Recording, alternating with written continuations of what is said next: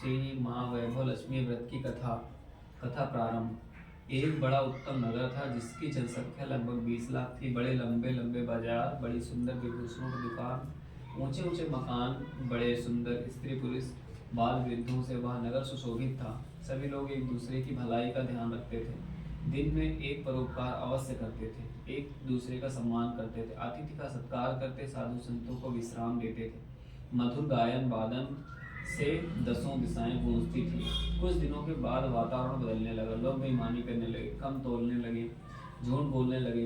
लोभी व बदमाश लोग गरीबों को लूटने लगे, डाकू लोग साधु संतों को सताने लगे। चारों ओर जुआ, शराब, चरस आदि अंडे बनने लगे।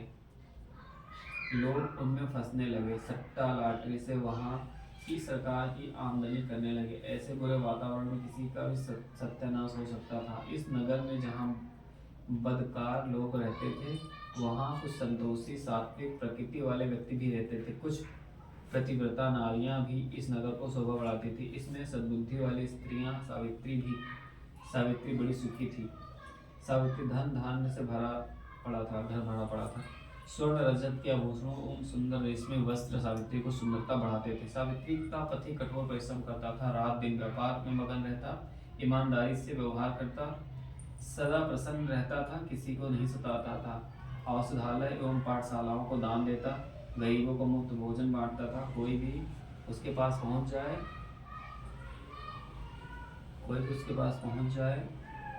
तो वह उसकी आवश्यकता सुनता था। कुछ दिनों के बाद कुछ गलत लोगों की उससे मित्रता हो गई। वह जुआ, शराब, चरस, गांजा ऐसे में डूब गया। धीरे धीरे घर के पूर्ण धन स्वाहा हो गया। आभूषण बिक गए तथा सुंदर वस्त्र सब फटने लगे। उनकी कुसंगति में फंसकर बेचारी सावित्री का पति भिखारी रूप में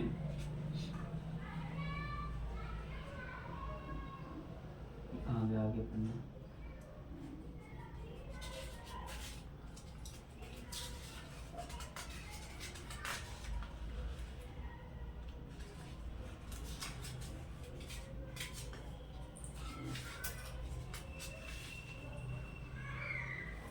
संगति में आ गया। शराब के लिए सावित्री को मारने पीटने लगा, बुरी बुरी गालियां देने लगा। सावित्री कमजोर होकर बीमार रहने लगी। उसका पति दवाएं भी लाकर नहीं देता था, घर के बर्तन गिरवी रखने लगा। सावित्री बहुत दुखी रहने लगी। कभी ईश्वर को कोसती, कभी देवी देवताओं को कोसती, कभी इनकी प्रार्थना करती, आंखें फाड़ फाड़ कर देखती, परंतु घर में कुछ भी न दिखाई पड़ता। लक्ष्मी देवी बिल्कुल ही रूठ गई थी। एक दिन अधेड़ महिला उसके द्वार पर आई, जोर से पुकारी, सावित्री देवी, सावित्री देवी। सावित्री देवी ने सोचा कि देखो कौन आवाज दे रहा है। घर में तो कुछ नहीं है, परंतु द्वार खोलकर देखने में क्या हानि है। जैसे ही सावित्री ने द्वार खोला, वृद्धा बोल पड़ी, सावित्री देवी क्या हाल है? अब लक्ष्मी जी के मंदिर में नहीं आती क्या? पहले तो रोज मंदिर में आती थी, अब क्या बीमार हो रही हो? वैसे भी तो बहुत कमजोर हो गई हो। सावित्री बोली, माता जी अब मेरा हाल चाल पूछने आई है तो आओ अंदर आकर बैठो, इस बोरी पर ही बैठ जाओ, और तो मेरी सेवा में कुछ योग्य नहीं है। वृद्धा ने कहा, कैसी बात करती हो सावित्री? ये मकान, दुकान, आभूषण, वस्त्र, ठाट बाट सब धरे रह जाते हैं जब ईश्वर की मृत्यु का संदेश आता है। केवल सद्व्यवहारी परोपकारी मनुष्य एक साथ जाते हैं। मैं समझ गई हूँ कि तू बहुत दुखी है। कोई बात नहीं, जब वे दिन नहीं रहे तो ये दिन भी नहीं रहेंगे। तू चिंता मत कर, अपना दुख मुझसे प्रकट कर तो तेरा मन का बोझ हल्का होगा तथा कोई सुगम उपाय भी सूझ जाएगा। तब आंखों में आंसू भरकर वह बोली, माता जी क्या पूछती हो? घर में सब कुछ था, मकान, दुकान, वैभव, सुंदराभूषण, नौकर चाकर घर की शोभा बढ़ाते, परंतु ये मेरे पति कुछ दुष्ट लोगों की संगति में पड़कर राजा से रंक बन गए। रोजगार फट हो गया, सब उड़ने लगी, शराब उड़ने लगी, जुआ में घर में ही होने लगा। तो माता जी सत्यानाश तो होना ही था, हो गया, अब कसर क्या है? जब भीख मांगने से नहीं मिलती, अब भीख भी मांगने से नहीं मिलती। वृद्धा बोली, सावित्री देवी रो मत, अपने आंसू पोंछ लो, फिर से माँ लक्ष्मी जी के मंदिर में जाने लग। तेरे पास आकर कुछ भी चढ़ाने को नहीं है तो धन की माता के हाथ जोड़ सकती है, उनके पैर छूकर अपने माथे से तो लगा सकती है, फिर देखना सावित्री की क्या से क्या हो जाता है। वृद्धा फिर बोली, देख पुत्री, जाने कितने रंक राजा बन गए, जाने कितने गरीब सेठ साहूकार बन गए, कितने रोगी निरोग हो गए, कितने व्यसनी अपने बुरे व्यसनों से मुक्त हो पा गए। पुत्री तो चिंता मत कर, नित्य एक बार मंदिर में आकर धन देवी की माँ लक्ष्मी जी के दर्शन कर। ऐसा करने से तेरा कष्ट दूर होगा। फिर जब मिलेगी तो मैं तुझे माँ लक्ष्मी जी के प्रति पूज व उपासना बतलाऊंगी। तो पाठ को श्रीमती सावित्री जी श्री लक्ष्मी जी का महामंत्र जपने लगी। खाते पीते उठते बैठते सोते जागते श्री महालक्ष्मी नमो नमः का मुख मंत्र ही दिन रात उच्चारण करती रही। एक सप्ताह में ही उसके प्रति आलस दूर हो गया। वह प्रसन्नता से कार्य करने लगा। उसके मित्र भी इधर उधर हो गए तथा जुआ शराब आदि के लिए समय ही न रहा। उसकी आमदनी बढ़ने लगी। घर में सुख सामग्री आने लगी। साग भाजी मिर्च मसाले घी अचार भोजन बनने लगे और भरपेट रोटी पुनः मिलने लगी। एक दिन उसके पति ने पूछा, सावित्री अब तो हम सुखी रहने लगे, पहले तो हम बहुत दुख उठाते थे, ये क्या प्रभु की माया हो गई? किसी ने जादू से तो ऐसा नहीं कर दिया। अब तो देखो मैं तुम्हें गाली भी नहीं देता, न मारता पीटता हूँ। एकदम समय बदल गया, पता नहीं क्या हो गया। तुम मंदिर तो जाती रहती हो? तब सावित्री बोली, हाँ मंदिर जाती रहती हूँ और केवल तुम्हारे लिए ही जाती रहती हूँ। एक दिन माता जी मेरे द्वार पर आ गई और मैंने उन्हें अंदर बुला लिया। तब उन्होंने मेरी व्यथा सुनकर मुझे लक्ष्मी जी का ध्यान बतलाया और बोली, तू इस श्री लक्ष्मी सदा सहाय का मंत्र सदा जपती रहे।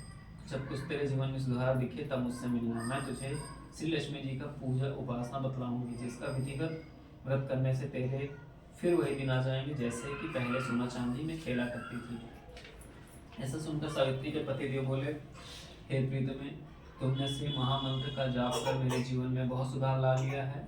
उन माता जी को खोज कर उनसे मिलो जिन्होंने माँ लक्ष्मी जी की पूजा उपासना विधिवत बतलाने का वचन दिया है। तभी द्वार किवाड़े पर खटखटाई। सावित्री ने आकर द्वार खोला तो वही वृद्धा द्वार पर खड़ी थी। तभी बड़ी प्रसन्न मुद्रा में उसके पति देव ने भी द्वार की ओर देखा और उसने देखा कि कोई वृद्धा बड़े सुंदर लाल वस्त्र पहने, माथे पर सोने का मुकुट लगाए, बड़ी प्रसन्नता से सावित्री से बातें कर रही है। इधर सावित्री ने उस माता जी को चरण छुए और बाँह पकड़कर अपने कमरे में ले आई। उन्होंने चौकी डालकर प्रेम से बिठाया, शरबत बनाकर पिलाया। सावित्री जी को वह माता जी उसी पहनावे में दिख रही थी जैसे कि वह पहले द्वार पर आई थी। वृद्धा ने कहा, सावित्री अब तो तू प्रसन्न है ना? अब तो तू निरोग भी दिख रही है। लक्ष्मी जी का मंत्र जपती हो या नहीं? कहीं फिर तो नहीं भूल गई? सावित्री बोली, नहीं माता जी, मंत्र कैसे भूल जाऊंगी? उसी महामंत्र के प्रभाव से तुम्हारे संकट कटे हैं। अब तो बड़ी शांति है, सुख है। माता ने कहा, सावित्री देखिए, सब श्री लक्ष्मी जी की कृपा है। इनके मंत्र से अपार शक्ति, फिर पूजा उपासना की बात ही क्या है? सावित्री जी बोली, हाँ माता जी, मुझे याद आ गया, आपने मुझे श्री महालक्ष्मी जी की पूजा उपासना के विषय में बतलाने को कहा था। सो अब हम पहले से सुधार हैं तो 2 समय की रोटी बड़ी सुख से भर पेट मिल रही है। माता जी ने कहा, कबीर तू फिर वैसे ही हो जाएगी जैसे पहले गरीबों को खाना बंटवाया करती थी। अब सुन, मैं तुझे श्री महालक्ष्मी जी की पूजा उपासना का वर्णन करती हूँ, तू ध्यान लगाकर सुन।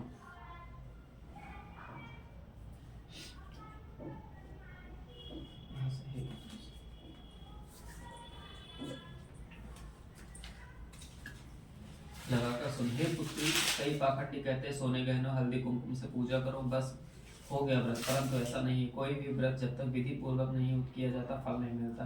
वैसे घर में यदि सोना गहने हैं तो शास्त्रीय विधि से पूजा उपासना करनी चाहिए। श्री माँ लक्ष्मी का व्रत शुक्रवार को किया जाता है। प्रातःकाल जल्दी उठकर स्नान करें। हर समय मुंह में जय माँ लक्ष्मी का उच्चारण करें। व्रत आरंभ करते समय संकल्प लें कि मैं इस व्रत को 7, 11, 21, 31, 51 अथवा 101 शुक्रवार तक करूंगी। प्रारंभ में थोड़ी अवधि का ही संकल्प लें ताकि इस अवधि को मनोकामना पूर्ण न हो तो व्रतों की संख्या बढ़ा देनी चाहिए।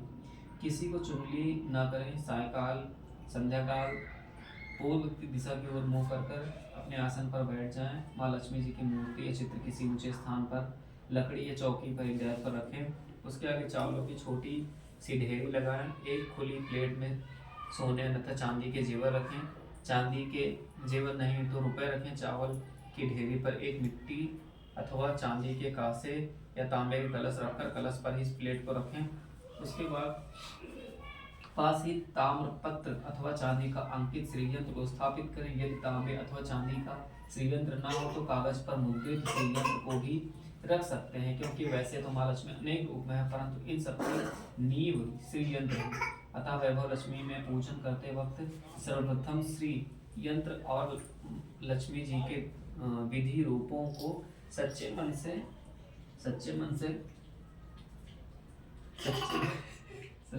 दर्शन करें। जो बेटा गंदी बात, चलो सच्चे मन से दर्शन करें।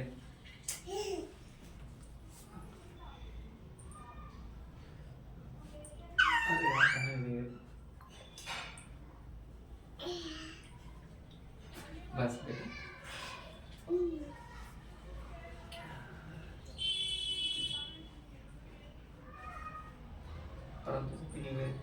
और सर्वप्रथम सच्चे मन से दर्शन करें। श्री यंत्र तथा कलश की स्थापना के पश्चात जल, रोली, चंदन, चावल, फूलों से यंत्र, कलश तथा सोने चांदी का पूजन करने चाहिए। अगरबत्ती जलाकर धूप देनी चाहिए तथा श्री यंत्र के पास ही दीपक जलाए रखना चाहिए। इसके पश्चात लक्ष्मी स्तोत्र का पाठ करना चाहिए। बतासे अथवा शक्कर तथा 5 प्रकार के फल यदि हो तो का भोग लगाना चाहिए। आटे को घी में भूनकर तथा उसमें चीनी मिलाकर पंजीरी तैयार भोग में लगाना चाहिए। पूजन करते समय अंत में माँ लक्ष्मी जी को इस प्रकार अर्चना करनी चाहिए। हे माँ वैभव लक्ष्मी, आपके अनेक रूप हैं, आप ही सारे विश्व में सुख प्रदान करती हैं, करने वाली हैं। आप ही विष्णु पत्नी हैं। जहाँ आपका वास होता है वहाँ कभी दुख नहीं आता।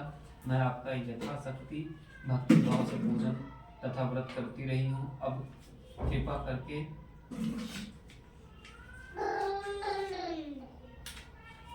मेरी मनोकामना पूर्ण करें। मैं आपकी शरण में हूँ।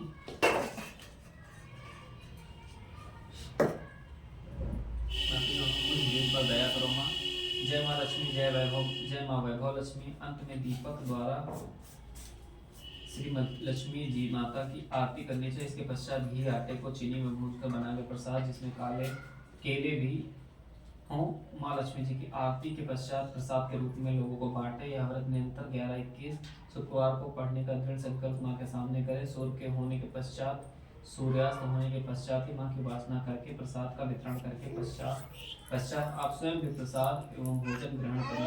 पश्चात माँ के आगे रखे हुए गहनों व रुपयों को तिजोरी में रखें और कलश के पानी को तुलसी में डालें व चावल के दानों को पंछियों को डालें। व्रत में रखने वाले भक्त जन को यह जरूरी है कि वह व्रत की कथा के पाठ कर लोगों को भी कथा सुनाए। इस प्रकार विधि पूर्वक व्रत करने से व्रत की फल अवश्य प्राप्त होता है। माँ लक्ष्मी जी उस मनुष्य का कल्याण अवश्य करती हैं।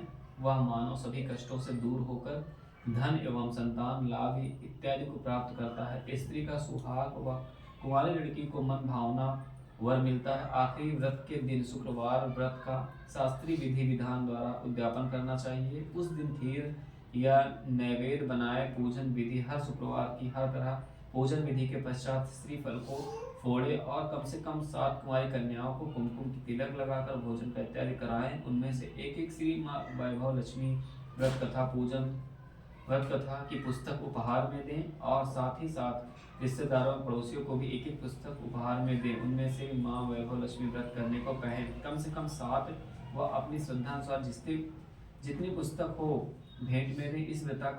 इस व्रत को श्री माँ वैभव लक्ष्मी व्रत कथा की पुस्तक के दान का बड़ा ही महत्व है। इस पुस्तक के पढ़ने से दूसरों को व्रत करने से प्रेरणा मिलती है। इसका पुण्य भी पुस्तक बांटने वाले को ही मिलता है। फिर माँ लक्ष्मी जी की प्रतिमा एवं श्रीयंत्र के आगे हाथ जोड़कर प्रणाम करें, करते हुए हे माँ लक्ष्मी, आपकी कृपा से संतानहीन को संतान हो, धनहीन को धन एवं भाग्य जिसमें विमुख हो गया उन्हें भाग्य विधाता बना देती हो। आपकी कृपा से मैंने आपका ये पूर्ण व्रत किया है। अतः हे माँ, मेरी सभी चिंताओं को दूर करो, मेरी सभी कामनाएं पूर्ण करो। सावित्री को देखकर गली मोहल्ले वाले ने भी श्री माँ वैभव लक्ष्मी का व्रत किया। हे माँ वैभव लक्ष्मी, जैसे ही आपने सावित्री पर प्रसन्न हुई उसी तरह आपके व्रत करने वाले पर प्रसन्न होना। सबको सुख शांति समृद्धि देना। जय माँ लक्ष्मी की, जय माता लक्ष्मी, जय माता लक्ष्मी, जय माता लक्ष्मी।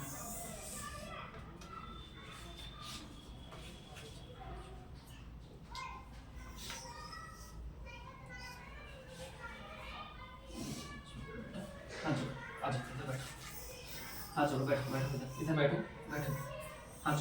हाथ जोड़ो, हाथ जोड़ो, हाथ जोड़ो पहले, इधर हाथ जोड़ो, जय मां। हाथ जोड़ो।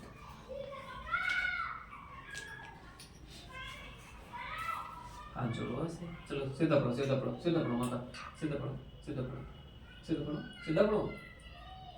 हाँ हाथ जोड़ो, जय।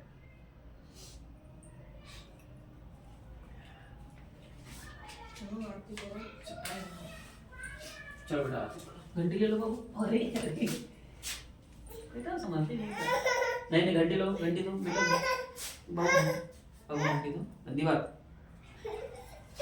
ले लो, चलो लो।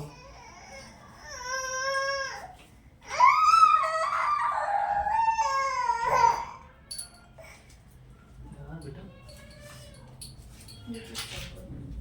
नहीं, आरती वाली चाहिए मुझे।